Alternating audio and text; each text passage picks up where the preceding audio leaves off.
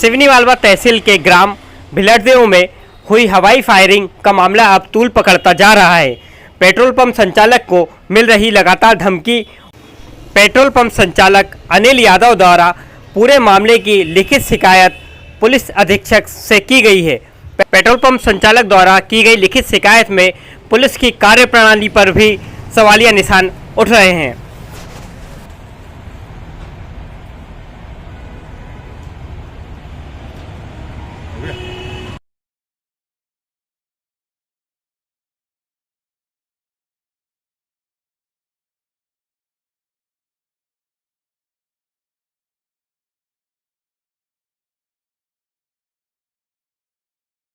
पत्रकार वार्ता बुलाई। पत्रकार वार्ता जो आज रखी गई है उसका प्रमुख मुद्दा जो है, रात में आपको शायद याद होगा कि जो फायरिंग हुई थी भिलड़ बाबा में रामदेव बाबा मंदिर के पीछे, जिसकी शिकायत एमपी द्वारा की गई थी थाने में, और उसमें क्या कार्रवाई हुई, उसमें कोई कार्रवाई नहीं हुई। थाना प्रभारी द्वारा सबसे वो रही, रात को मुझे धमकी मिलती है पेट्रोल पंप संचालक को। मेरे द्वारा रात को 11 बजे टीआई साहब को एक रिकॉर्डिंग भेजी गई और टीआई साहब को फोन लगाया गया, तो टीआई साहब के साइड से एक जवाब मिला, बोले मुझे फोन क्यों लगा रहे हो। ये हमारे यहाँ के सिवनी मालवा के थाने की स्थिति है, कौन से राजनीतिक दबाव से चलता है ये थाना। उसके पश्चात हमारे द्वारा कल 5 बजे एक आवेदन थाने दिया गया, जिसमें कि थाना प्रभारी ने लेने से मना किया और कहा अंदर जाकर दे दीजिए। वहाँ जो जन समूह गया था, भिलड़ बाबा के गांव के जो लोग गए थे, उनसे कहा कि ये अस्पताल नहीं है, ये थाना है, कृपया दूर रहे। तो जो माननीय थाना प्रभारी जी हैं, क्या एक प्रतिष्ठित पद पर बैठे हुए हैं, एक जिस पद पर बैठे, क्या उन्हें इस तरह की बातें बोलनी चाहिए? ये बहुत ही गलत बात है। और इसके पश्चात हमने जिस दिन 8 तारीख की घटना है, उस दिन जब मैं चैम्बर में गया, उसके सीसीटीवी फुटेज भी निकाले जाएं, उससे पता लगेगा कि टीआई साहब के जो शब्द रहे हैं, जो अग्रता एक पंप संचालक से की गई कि आप बाहर जाइए यहाँ से, बल्कि सबसे पहली सूचना मेरे द्वारा दी गई। उसके अलावा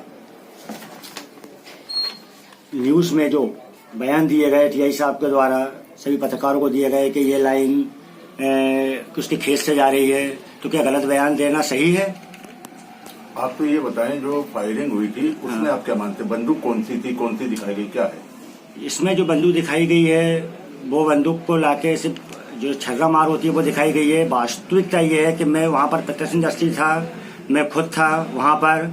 वहाँ पर जो बंदूक थी, रिवॉल्वर चलाई गई थी, फायरिंग की गई, लेकिन वहाँ जो दिखाई गई है वो बंदूक नहीं थी। इसमें क्या लेन देन हुआ है, इसकी जानकारी थाना प्रभारी ही दे पाएंगे। और क्या क्या दिक्कतें आई? हम पेट्रोल पंप एसोसिएशन से भी मेरी चर्चा हो रही है इस चीज़ को लेके कि हम जब रात को 24 घंटे यहाँ सेवा दे रहे हैं, कल को कोई अप्रिय घटना हो, इसके लिए यदि हमें तुरंत थाना प्रभारी को बताना होता है। जब हमने देने के बाद भी, सूचना देने के बाद भी कोई कार्रवाई न करना दूसरे दिन तक, क्या ये उचित है? एक आम लोग, गरीब इंसान की क्या स्थिति होगी? सिवनी मालवा थाना प्रभारी द्वारा जो गुंडागिर्दी को बढ़ावा दिया जा रहा है, ये बहुत गलत है। इसकी हम निंदा करते हैं और माननीय एसपी साहब के पास जाके एक आवेदन देंगे कि इन्हें तुरंत तत्काल सस्पेंड किया जाए और इनके ऊपर कार्रवाई की जाए। पूरे मामले में लग रहा है आपको क्या पुलिस की मिलीभगत है? ये पूरी पुलिस की मिलीभगत है। जब आरोपी को पकड़ लिया गया, जब आरोपी की स्थिति नहीं थी, तो उसको रात को 7:30 बजे क्यों छोड़ा गया? जब आरोपी को छोड़ा गया रात को 11:30 बजे, मुझे जान से मारने की धमकी दी जाती है, पेट्रोल पंप में आग लगा दूंगा बोले, तो इसे हम क्या कहेंगे? पुलिस की मिलीभगत कहेंगे।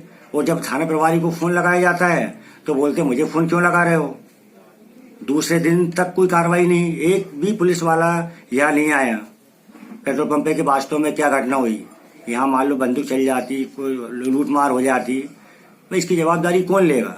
आप आरोप लगा रहे हैं कि जो घटना स्थल है वो भी बदल दिया गया है, कुछ मतलब जो तार है आपका? हाँ, तारों का जो टीआई साहब थाना प्रभारी द्वारा जो बयान दिए गए हैं पत्रकारों को कि जो लाइन थी उसे खेत से जा रही है, मस्तान सिंह यदुवंशी से इनकी पुरानी वो चल रही है, विवाद है। तो मेरा कोई विवाद नहीं है उनसे। और जो लाइन जा रही है वो रोड के साइड में जा रही है, जिसे वो आके देखे नहीं। ये चीजें क्या है, साइड पे आके थाना प्रभारी महोदय को देखना चाहिए कि वास्तव में हम कौन से बयान दे रहे हैं, गलत दे रहे हैं, सही दे रहे हैं। क्या ऐसे गलत बयान देना उचित है?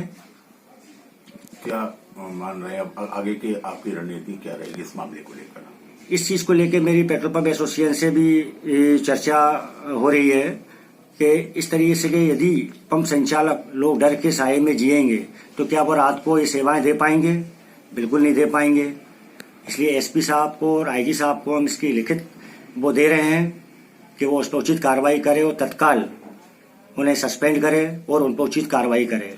सिवनी मालवा में वरिष्ठ अधिकारियों से भी आपके मेरी वरिष्ठ अधिकारी एसडीओपी मैडम से भी कल चर्चा हुई है। उनको भी एक आवेदन दिया गया है और इस सारी घटना क्रम को भी बताया गया है और थाना प्रभारी द्वारा किए गए अभद्र व्यवहार के बारे में भी उन्हें जानकारी है इस चीज की। क्या आश्वासन मिला वहां से? मैडम से आश्वासन मिला है, एसडीओपी मैडम से जो अधिकारी से हमें आश्वासन मिला है कि हम क्या हिसाब से कारण बताओ और नोटिस जारी करेंगे, उनसे पूछेंगे कि क्या हुआ था, आपने क्यों कार्रवाई नहीं की। न्याय नहीं मिलता है आपको या आगे और कार्रवाई नहीं होती है किसी प्रकार की, तो आगामी आपकी रणनीति क्या रहेगी? आगामी रणनीति है, यदि जो यहाँ का जो सिस्टम है सिवनी मालवा का थाने का, आप सभी को जानकारी होगी कि कितना क्राइम है, कितने मर्डर हो गए हैं, क्या किसी भी चीज की आज तक कोई प्रॉपर छानबीन हो रही है? नहीं हो रही है। आज थाने में यदि पेट्रोल पंप में आग लग जाती है या लूट हो जाती है तो उसकी भी जांच नहीं होगी। तो ऐसे थाना प्रभारी को क्या सिवनी मालवा में रहना चाहिए?